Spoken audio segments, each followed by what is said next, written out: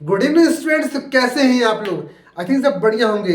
MP board हो या CBSE हो, इस प्रकार के ऑब्जेक्टिव्स आपके एग्जाम में पूछे जाते हैं। बच्चों से क्वेश्चन बन जाते हैं लेकिन ऑब्जेक्टिव में ही नंबर कटते हैं।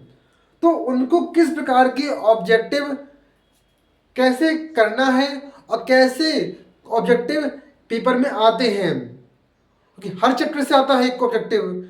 अब कौन सा आएगा, कैसे पैटर्न का आएगा, वो हमें पता नहीं होता और नंबर वही कटते हमारे हैं। तो बच्चों मैं आपके लेकर आया हूँ कुछ चैप्टर वाइज ऑब्जेक्टिव, जिससे आप प्रैक्टिस कर लेंगे तो आपका 20 मार्क्स के ऑब्जेक्टिव के मार्क्स कहीं नहीं जाएंगे, आपसे बन जाएगा। क्लियर? तो और देखते हैं चैप्टर वाइज हम एमसीक्यूज। तो हमारा चैप्टर आता है क्लास 10th मैथ का रियल नंबर्स। तो बच्चों पहला आता है हमारा HCF of 24 and 36।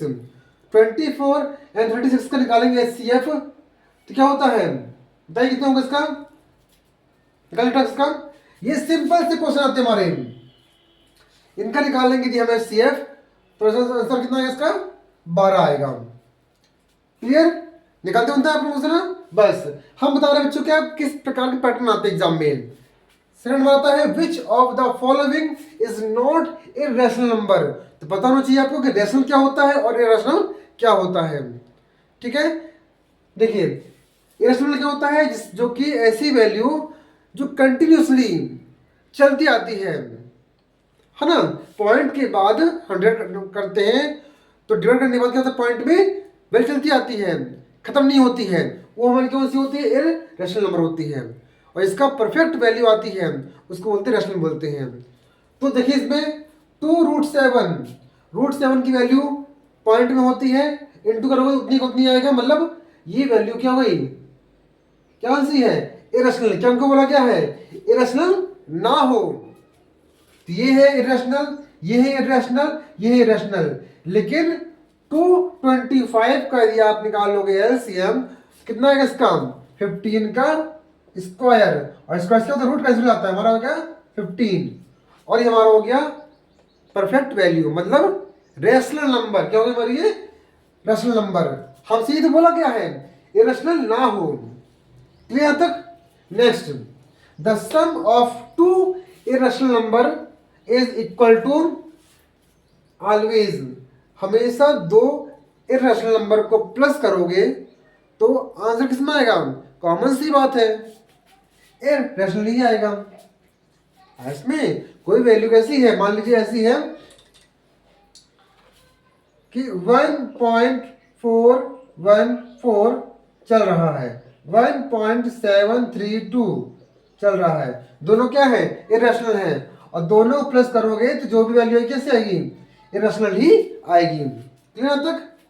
Next, HCF आपको दिया गया है किसका? 18 का, और 36 क्या होता है? 18। फाइंड करना है LCM.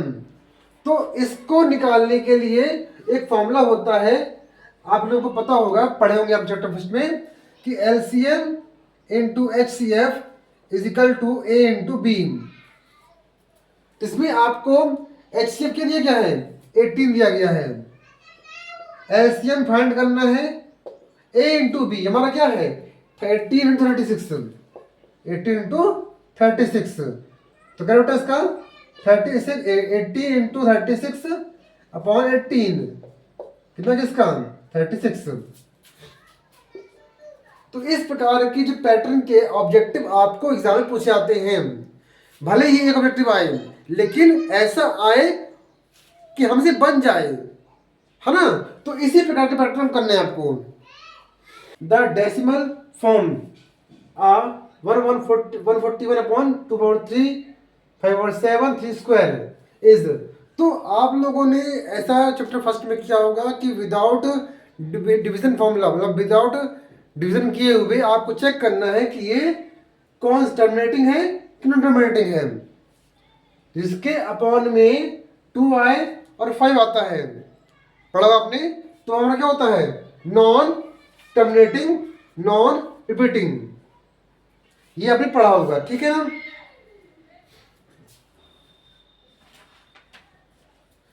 Next, if positive integer a और बी दिया गया आपको, ए दिया गया है a x square y third form और बी दिया गया एक्स वाई क्यू, तो आपको निकालना है एलसीएम। तो ऐसे कैसे निकालते बच्चों, ऐसे आएगा तो जिसकी पावर अधिक होती है, जिसकी पावर अधिक होती है वह हमारा होता है एलसीएम। इन दोनों में करें, कंपेयर करें, एक्स में पावर अधिक किसकी है, इनमें किनमें, इसमें है ना, और वाई में देखें इसमें किसमें है, इसमें है। दोनों में या एक्स हो या वाई हो, इसमें अधिक पावर है, तो हमारा एलसीएम क्या होगा, यह होगा। चेक करें, हाँ तो ये ना, ये है, ठीक है। तो जिसमें अधिक पावर होती है उसका ही मानते हैं एलसीएम है, और इसमें कम होगी पावर होगी वो हमारा होता है एचसीएफ होता है, ठीक है ना। Next, the prime factorization is 126। 126 का निकालना है एलसीएम, बस एलसीएम ही निकालना है, और इसका जो आंसर होगा टिक कर सकते हैं इसका आंसर, ठीक है। तो आपका जो नेक्स्ट क्वेश्चन आता है वो है मोस्ट एमपी, जो कि सीबीएसई हो या एमपी बोर्ड हो, ये क्वेश्चन कई बार वैसा पूछाता है। कौन सा है, the largest number which divide 70 and 90 living reminder 6 and 8 respectively. मतलब क्या करना है इसमें, हमको 70 में से 6 करना है माइनस, 90 में से करना है 8 माइनस। और देखिए इसका बेस्ट बता रहा हूं ट्रिक क्या होती है, जहां भी बच्चों आपका आता है लार्जेस्ट नंबर, क्या आता है, लार्जेस्ट नंबर या मैक्सिमम नंबर, तो वहां पर आपको निकालना क्या है, एचसीएफ, ठीक है ना, एचसीएफ निकालना है, जहां पे लार्जेस्ट मैक्सिमम नंबर आता है, ठीक है ना। जाता है मिनिमम या लीस्ट, वहां निकालना है क्या आपको, एलसीएम निकालना है, ठीक है। तो इसका निकालने की दोनों का 70 में से करें 6 माइनस, 90 में से करें 8 माइनस, और दोनों को निकाल दें क्या हम, एचसीएफ। तो आपके निकले क्या आंसर, इनमें से आएगा आपका एक आंसर, ठीक है ना। Next, which of the following is prime number, इनमें से कौन सा प्राइम नंबर है। अब क्या होता है प्राइम नंबर, पता होना चाहिए आपको, 2 3 5 7, मतलब जो किसी की टेबल में ना आए, जो खुद की टेबल में आना चाहिए। तो 14 जो 14 हमारा है, 2 में आता है 7 में आता है, 18 2 में आता है, 3 में आता है, 6 में आता है, ठीक है। ये 22 2 में आता है, 11 में आता है, 23 किसी में नहीं आता, खुद अकेला ही है, तो ये प्राइम नंबर हो गया हमारा।